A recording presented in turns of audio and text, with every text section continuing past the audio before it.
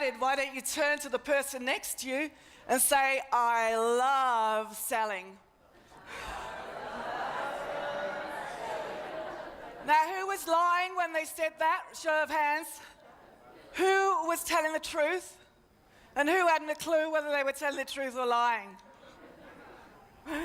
So it's very important to be exciting and enthusiastic when you're selling. Would you agree? Yes or no? Yeah, you know, I'm in a clothes shop and the assistant says to me, oh, you don't look too bad in that.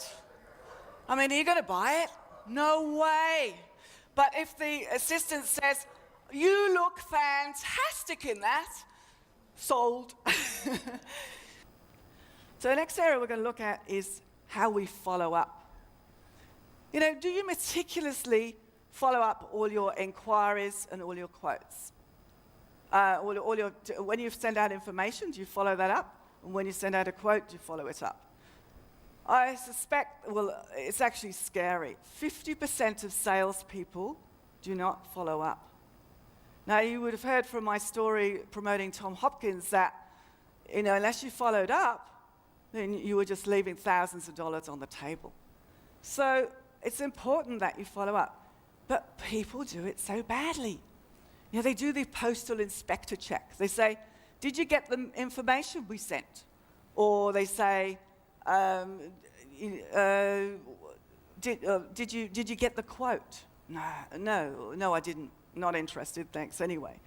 So if, you know, you never ever start an outbound telephone sales call with a closed question, which can get yes or no. It's always got to be a what, why, where, which, how question.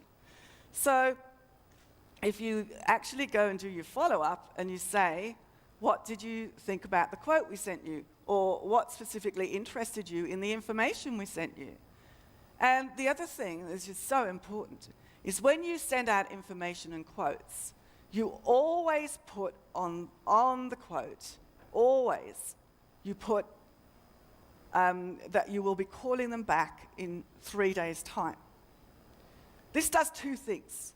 The first thing it does, when you call a company, the gatekeeper says, is he expecting your call? And you can legitimately say yes. So, and then what it also does is it makes the person read what you've sent out. So it hurries them up. I'll give you an example.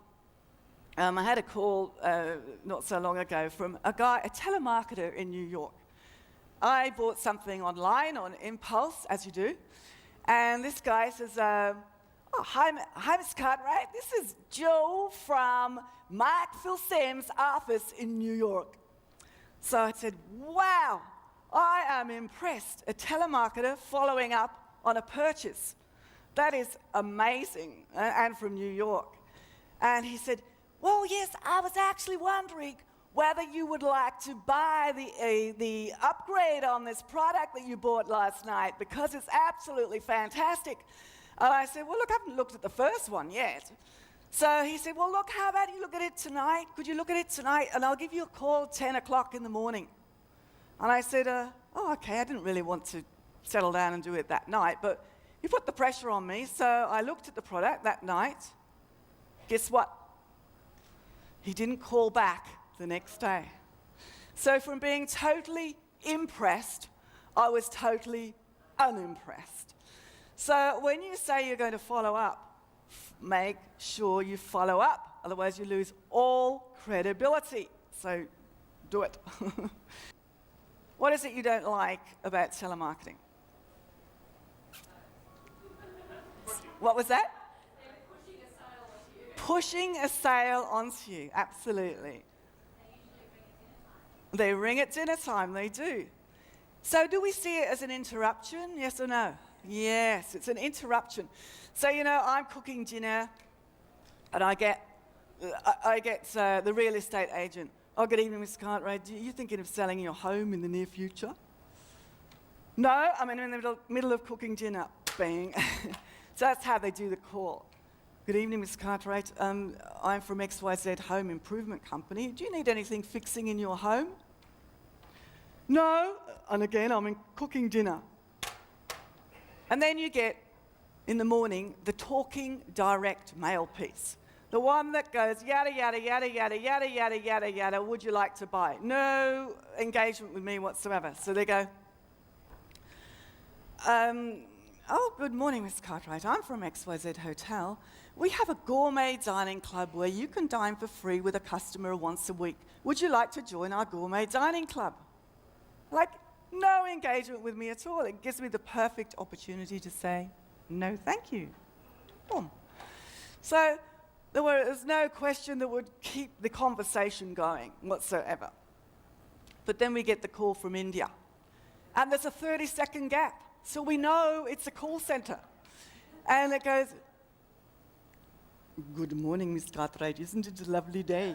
And you go, no, it's night. That's why we don't like them. We hate them. They're a total interruption to our day. So, I don't teach telemarketing. I teach telesales, which is the art of selling on the phone, building relationships so that you can do business later in the future. What are you going to do differently? 30 seconds to turn to your partner and tell them.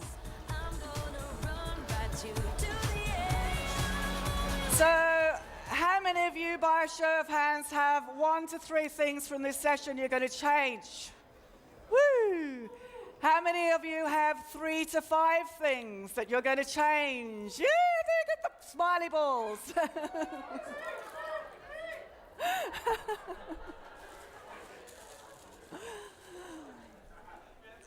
Okay. They get the smiley balls.